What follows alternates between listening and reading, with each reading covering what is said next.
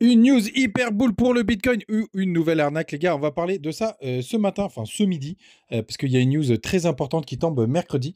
J'espère que vous êtes prêts, évidemment. On ira voir ce que peut nous faire le petit BTC à court terme qui est justement à 106 687 $. On prend 1,4%, on est en avance sur tout le monde. Ether, il est à 2500 $, il stagne. On a Missile Sol qui prend 3,5%. Sur le reste de la map, c'est assez vert ce matin, même s'il n'y a pas de grosses perfs. On a Ton et HBAR qui prennent 2 à 2,5%. PP en forme 3,4%. TAO, la plus belle performance de ce top 50 qui pousse à un 5,2. Et aujourd'hui, c'est Ethereum classique qui est 50e comme hier. Les gars, on démarre tout de suite avec le 1 heure sur le BTC. Attention, au moment où j'enregistre, on est en train de faire une potentielle chasse au stop. Il y a des volumes, il y a de l'engagement. On va voir ce que ça va donner. Vous voyez, ça y est, on a été récupérer tous les stops au-dessus des 106 000 $. Et là, du coup, ma prochaine target, pour faire simple, on a de l'imbalance. Non, ça a été complètement retravaillé. Donc attention, on est sur des grosses zones de rejet potentielles. Mais pour l'instant, on est bien passé de l'autre côté de la trendline. Ouais, sinon, pour moi, la grosse zone de résistance, ça se situe vers les 107 000 $.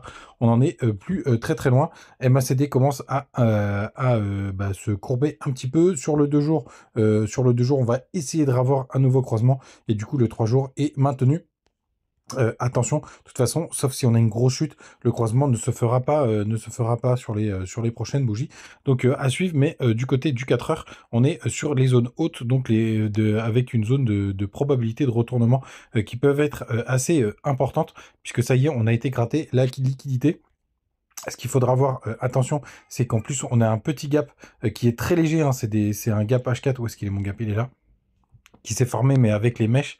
Vous voyez, là, on est à 107 000. Là, d'ailleurs, on est plus élevé du côté du contrat CME. Hop. Après, si on joue avec les mèches, il n'y a pas trop de soucis. C'est pas des gaps à proprement parler, hein. C'est pour ça que cela, je m'en méfie quand on doit descendre en time frame H4.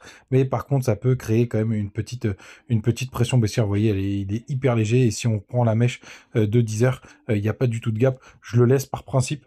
Parce qu'en général, on aime bien aller les combler parfaitement, qu'il n'y ait pas de débat, mais c'est pas des gaps hyper importants, les gars, que vous l'ayez en tête. Du côté des autres indicateurs, on a 134 millions de liquidations, c'est très léger.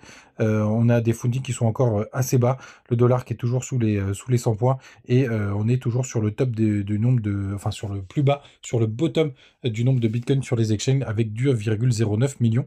Crypto Fear and Greed 55. Bref, des datas du côté de CoinGlass qui sont assez bullish. On a Ether qui continue d'essayer qui continue d'être dans son range. Comme je vous le disais, pour moi, il n'y a pas une obligation extrême d'aller chasser encore au sud. Encore une fois, si jamais on y va, je pense que je prendrai un gros long. Ce petit trade là qui est sur Bitunix, c'est un peu en négatif, mais rien de bien méchant. Les gars, n'oubliez pas, vous avez tous les liens du côté de Trade Republic. Vous avez aussi Bitunix pour faire un peu de trading, BitGet aussi, trading et pour garder quelques cryptos, et crypto.com. Mon cashback est toujours là. Les gars, utilisez les liens. Ça fait vivre la chaîne. Et vous avez aussi Mexé et toute la clique de disponible et toujours le Telegram si vous voulez venir raconter votre vie. Donc, le sujet du jour, les gars. Parce que, non, c'est pas ça non plus. Où est-ce qu'il est? Ah oui, c'est dans Reply, puisqu'on a encore notre ami Trufflation qui nous fait des écarts stratosphériques. C'est déjà arrivé le mois dernier. Donc, eux, ils nous ont une règle. Ils nous disent que c'est les datas qu'ils donnent, c'est 45 jours avant le jour de la data. Et vous voyez, le 11 juin 2025, 45 jours avant, ça tombe le 28 avril. Qu'est-ce qu'on a le 11 juin? Bien sûr, je me remets dessus. On a les chiffres du CPI qui sont juste là à 14h30, donc c'est mercredi. Et vous voyez, le marché s'attend à 2,5%, donc en augmentation par rapport au mois dernier. Donc, pour rappel, si on revient 45 jours avant, on arrive sur le 18 avril, hein, comme le dit ChatGPT, hein, vous le voyez juste là, hop. C'est écrit là, on arrive au 28 avril. Et quoi, combien on était au 28 avril? On était à 1,54% du côté de Trufflation.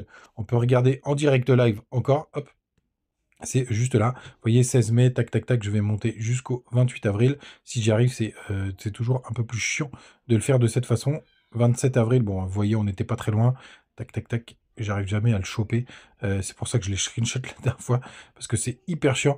Bref, vous voyez qu'on est à peu près dans ces eaux-là quand on arrive sur avril. Tout simplement, même au 1er mai, on est à 1,46%.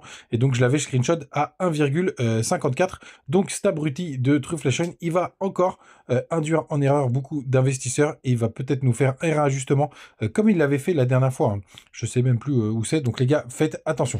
Par contre, ce qui est vrai, et on va donner quelques petits points à Trufflation, c'est que dans la tendance, on a quand même une tendance baissière, même si les bottoms ont été faits début avril, tout simplement. Donc potentiellement, effectivement, on pourrait avoir quelque chose d'un peu plus bas. Mais ce qui m'embête un peu, c'est que vous voyez, ça remonte quand même jusqu'en mai.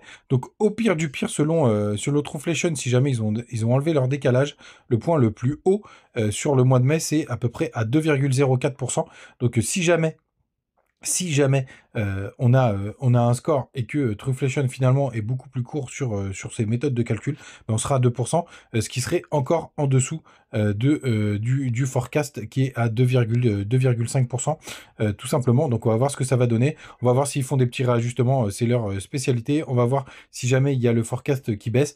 Mais en tout cas les gars, faites attention à cette data, même si ça semble positif, parce que bah, derrière, on peut se retrouver avec tout simplement bah, une grosse déception, et donc une chute des marchés assez stratosphérique. Pour l'instant, le BTC tient là, on regarde en 1 heure, il y a la nouvelle bougie qui est sortie. Donc pour l'instant, on profite les gars. Mais vraiment, attention, mercredi à 14h30, ça risque vraiment de partir dans tous les sens, surtout s'il y a une erreur de la part de Trufflation que tout le monde regarde désormais. Les gars, pas besoin de faire une grosse vidéo en cette journée fériée. J'espère que vous profitez du soleil. On se retrouve demain matin. Code d'hab. Ciao!